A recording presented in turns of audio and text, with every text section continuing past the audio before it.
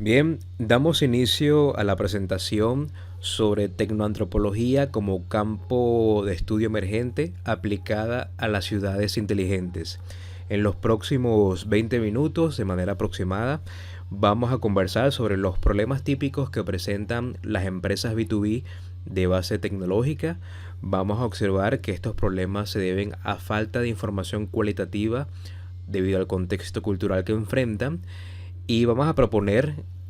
a la antropología empresarial y particularmente a la tecnoantropología como una disciplina que nos puede ayudar tanto a nivel empresarial como también en cuanto a sociedad y por supuesto en temas de gobernanza. Y justamente desde el punto de vista de la gobernanza podremos aplicar luego esta metodología tecnoantropológica para la solución de proyectar a Ciudad Guayana como una ciudad inteligente. Me presento brevemente, mi nombre es Salvador Zuniaga, soy ingeniero mecánico de la Universidad Simón Bolívar con posgrado en gerencia de operaciones de producción de la Universidad Rafael Bello Sochacín y especialización en antropología empresarial en Humanix. He trabajado durante más de 10 años en entornos industriales en el sector B2B y ahora desempeño mi cargo como director técnico en la empresa Solid Industry. En la parte de abajo tienen la información de mi perfil en LinkedIn. Entonces vamos a empezar enumerando los retos en empresas B2B de base tecnológica, retos o problemas que no pueden ser solucionados desde el punto de vista de una estrategia tradicional. Entonces hay una suerte de problemáticas ante las cuales hemos enfrentado ciertos límites. Por ejemplo, el contenido de marketing no causa impacto o no tiene valor para el cliente a pesar de nuestros esfuerzos e inversiones. Los ciclos de venta son demasiado largos, se negocia o se dé mucho para cerrar la venta. Los resultados de venta no son proporcionales al esfuerzo e inversión en reclutamiento, entrenamiento y promoción. Se realizó de repente un estudio de mercado y resulta que no fue suficiente para entender a nuestro público y no sabemos cómo llevarlo a la práctica. También puede ser que el prospecto tenga presupuesto, tiene la necesidad de nuestro producto o servicio, desea comprar, pero sucede que no compra. Entonces esto típicamente ocurre cuando hacemos todos los procesos de venta B2B correctamente, la prospección, la reunión con el cliente, la extracción del asunto crítico del negocio, la entrega de la propuesta, el seguimiento, todo lo hacemos bien, pero a pesar de que existe el dinero y de que existe la necesidad, no termina comprándonos.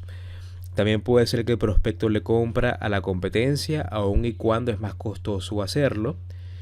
A veces intentamos vender nuestros productos y servicios en otros países o regiones, es decir, intentamos internacionalizar nuestros productos y servicios, pero los resultados no son los esperados. Por otro lado, podemos percibir que el prospecto no tiene la madurez para entender o usar nuestro producto o servicio, aunque lo necesite y aunque le demostremos una y otra vez las ventajas y un retorno de inversión. Por otro lado, se puede encontrar dificultad en interpretar los datos, gráficas y patrones de la Big Data, es decir, podemos contar con suerte con una serie de métricas, KPIs, indicadores de gestión de marketing, de ventas, en donde podamos dar con cierta información acerca de más o menos cómo se comporta el cliente, pero aún y cuando los datos sean abundantes, aún y cuando los tengamos organizados en un CRM, encontramos que no es posible explicar el por qué el cliente se comporta de la manera en la cual se comporta. Y finalmente, a veces ocurre, cuando las empresas son grandes, los colaboradores de la empresa provienen de diferentes nacionalidades y culturas y eso genera conflictos y desaprovechamiento de sus potencialidades. Entonces, si reunimos todos estos problemas que pueden ocurrir en su totalidad o la mayoría de ellos en algunas empresas, podemos darnos cuenta de que existe un patrón y este patrón es la falta de información, más específicamente hablando de información cualitativa. Y la información cualitativa es información en contexto muy relacionada con la cultura. El diagnóstico general de estos síntomas es que el problema es cultural. Y desde el punto de vista gerencial, desde el punto de vista corporativo, desde el punto de vista del marketing, la cultura es una suerte de variable desconocida, una caja negra que no se puede decodificar. Los expertos en la cultura son los sociólogos y los antropólogos, los cuales nos permiten deconstruir la cultura o el problema de la cultura en cultura corporativa, cultura de los departamentos de la empresa, sobre todo cuando la empresa es muy grande, cultura del cliente y también en la idiosincrasia propia de cada grupo humano, por supuesto tomando en cuenta el país en donde se encuentran. Entonces, esto necesita una estrategia diferente para captar la información que nos hace falta y es el análisis cualitativo. Ahora, hay disciplinas dentro de la antropología social que se encargan de esto, pero cuando nos vamos al mundo empresarial tenemos a la antropología empresarial y muy particularmente para las empresas de innovación, de tecnología, de las TIC, de las tecnologías de información y comunicación, tenemos la tecnoantropología. Y la tecnoantropología es el campo de estudio interdisciplinario, lo cual quiere decir que es un balance entre la tecnología y la antropología sin que una predomine sobre la otra. Y eso es un campo teórico y aplicado que analiza y resuelve los problemas inherentes a la relación entre tecnología y grupos humanos. Es decir, de alguna forma analiza la influencia que tiene la cultura sobre la tecnología y la influencia que a su vez tiene la tecnología sobre la cultura. Los tecnoantropólogos se apoyan simultáneamente en metodologías de investigación cualitativa, que es lo que necesitamos,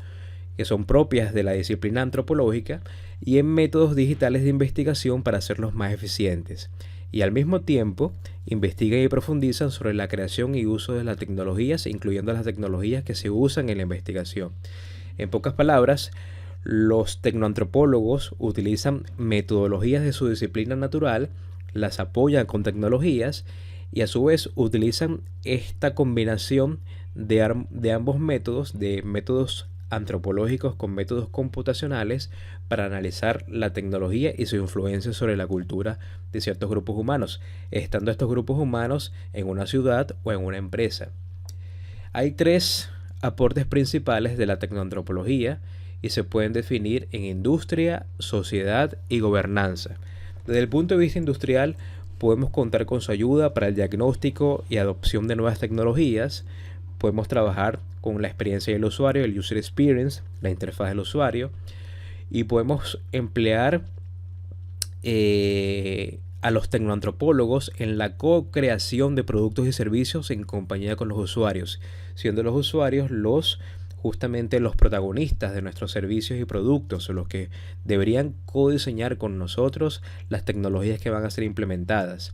Desde el punto de vista de la sociedad, estamos hablando del diseño cultural, entendiendo esto de la mejor manera posible, porque una tecnología puede ser adoptada o rechazada sí y solo si se haya pavimentado culturalmente el terreno. Tiene que haber equilibrio entre economía y sociedad. Sabemos que las empresas que se dedican a esto tienen fines de lucro, lo cual es muy importante y por supuesto que se entiende, pero a la vez la sociedad, el ciudadano en particular, es el protagonista de las tecnologías a implementarse, lo cual necesita un balance. También es muy importante considerar, y gracias a los tecnoantropólogos podemos hacerlo, es importante considerar la responsabilidad ciudadana y la libertad en el proceso de implementación, proyección y concepción de ciertas tecnologías.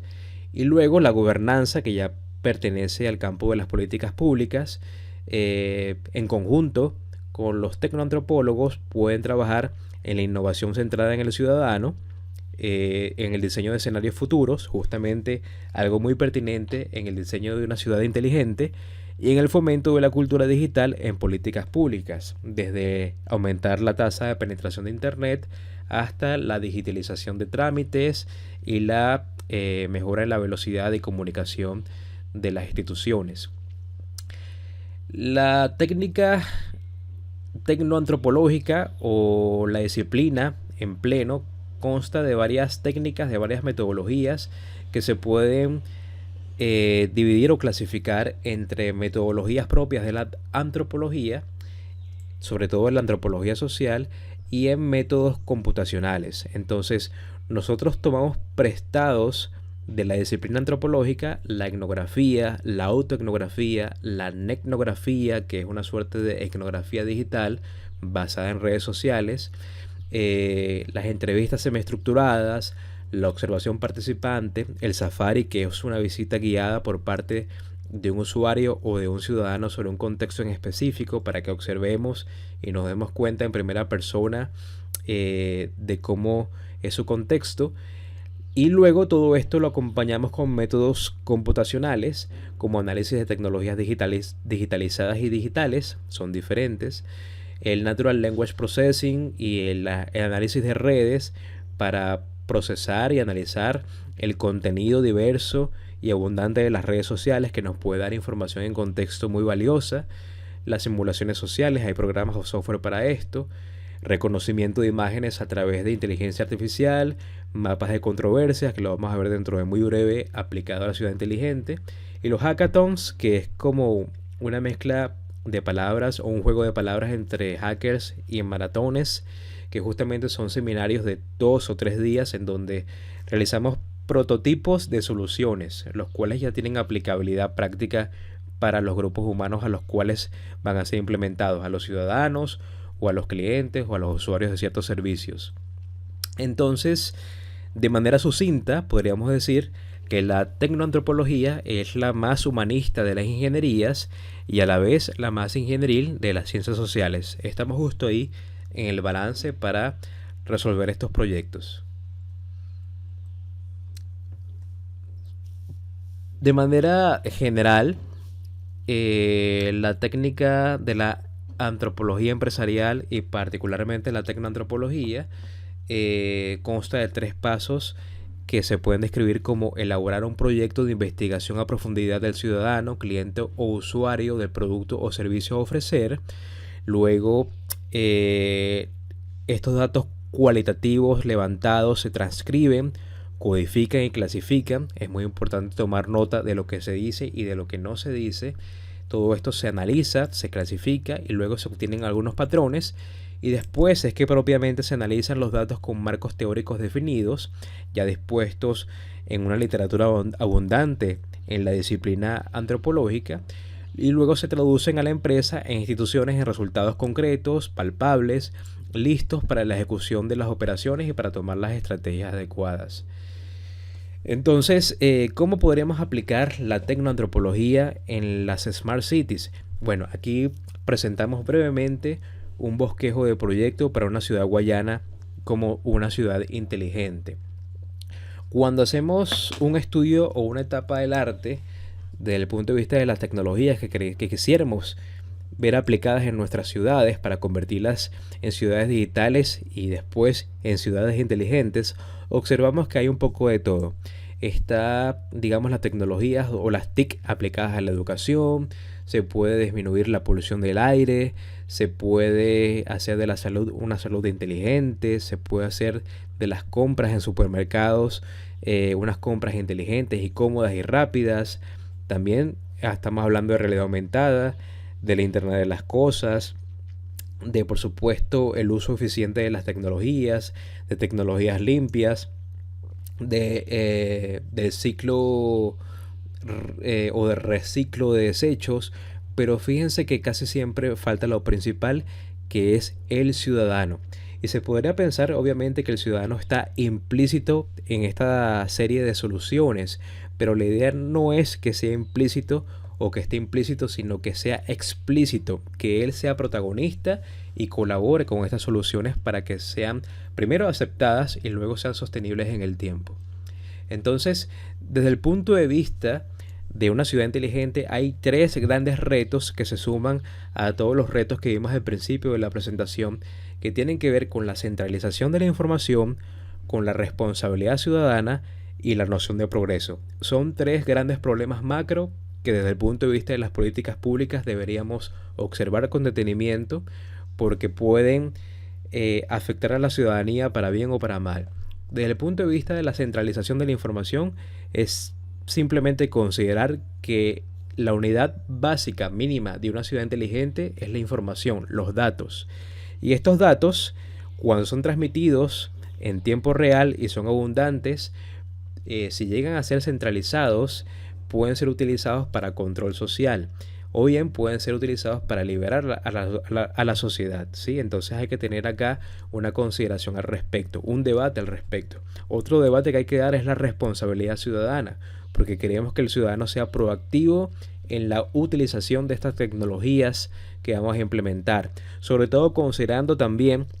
en los últimos 100 años la labor del trabajo se ha especializado tanto que cada ciudadano, cada individuo ahora es simplemente micro responsable de una parcela de información o de una parcela o de un fragmento de su trabajo y no es responsable ya de la totalidad de un proceso. Pero si recordamos que la responsabilidad y la libertad están correlacionadas, entonces significa que a menor responsabilidad, menor libertad ciudadana. Entonces aquí hay que someter esto a debate a fin de que una ciudad inteligente, a través de sus tecnologías, de sus especializaciones y de la automatización de los procesos, no le reste responsabilidad a los ciudadanos, sino que simplemente los libere.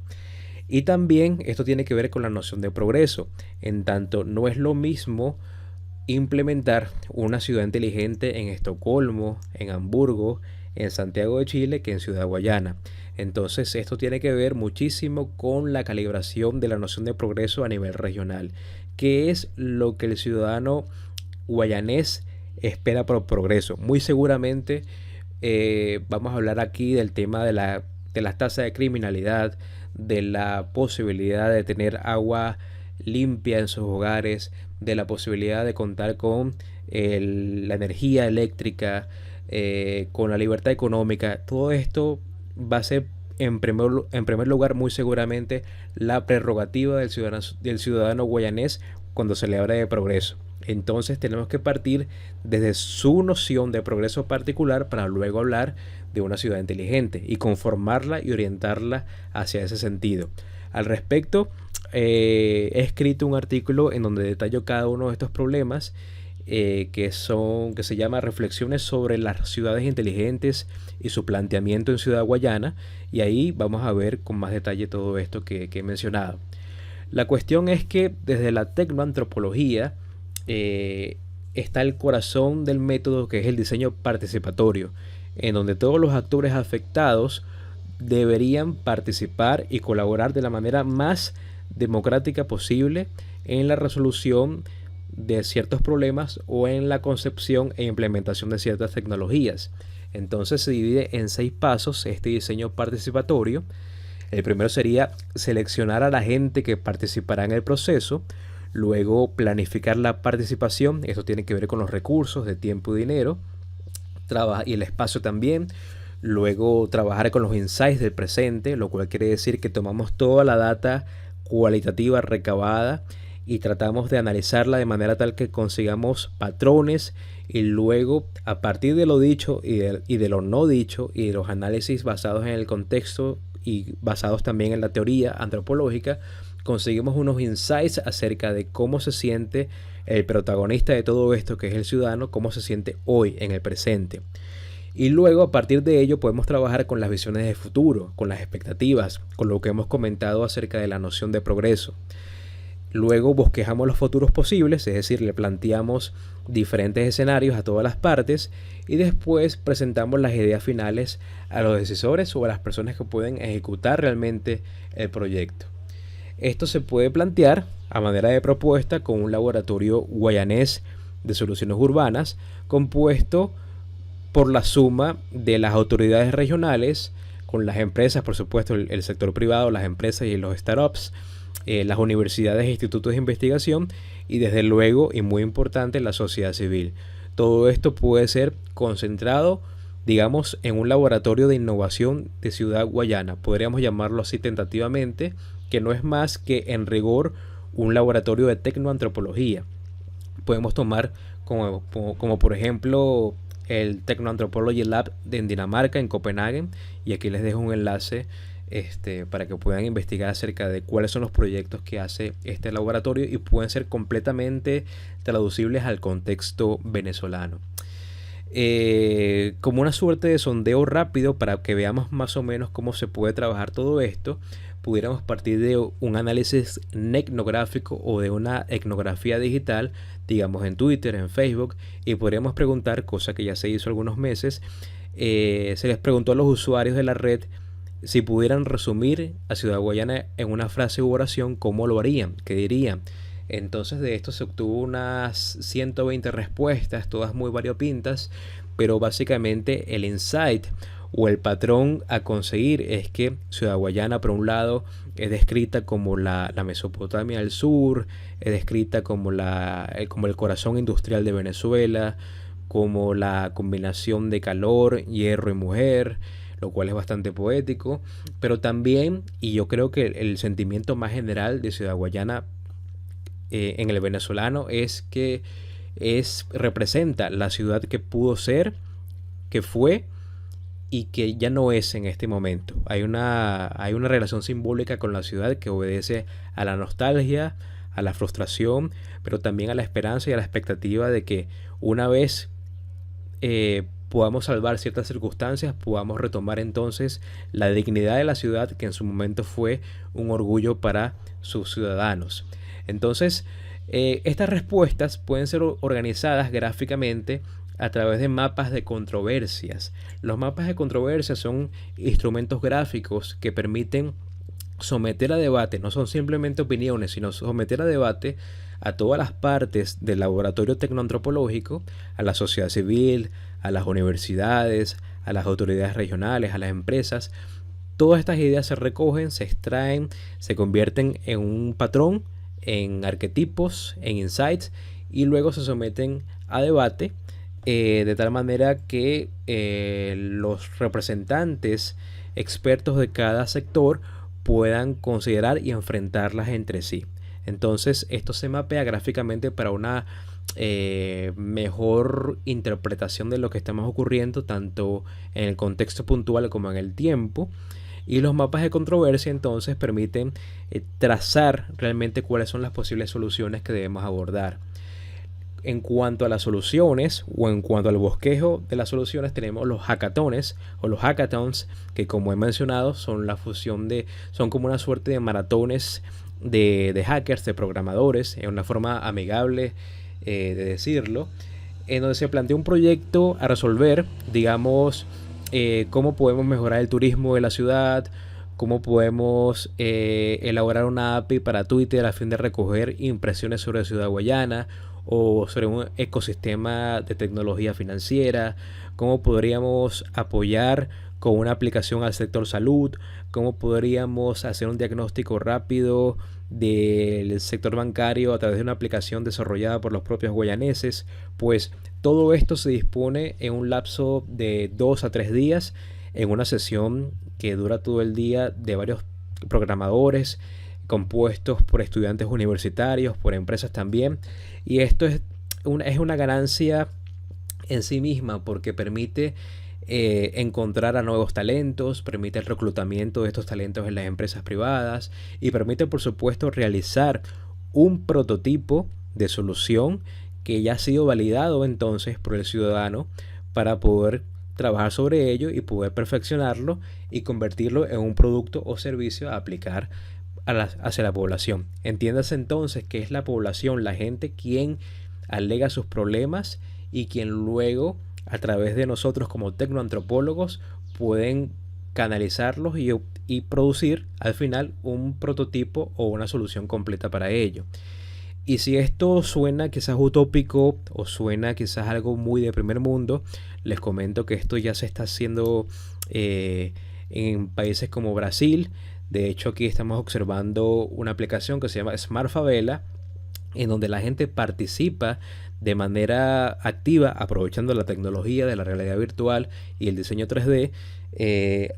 comenta y participa de forma activa en las soluciones que quisiera ver, y también puede votar sobre las soluciones planteadas por otros actores sobre su sector particular, un barrio en particular. Puede ser que dividamos a Ciudad Guayana en San Félix y en Puerto Ordaz, y que cada ciudad tenga su propia aplicación, o que cada parroquia tenga su propia aplicación. Pero lo importante acá es que es factible desde el contexto venezolano aún hoy en el presente, y con talento humano venezolano también, ¿sí?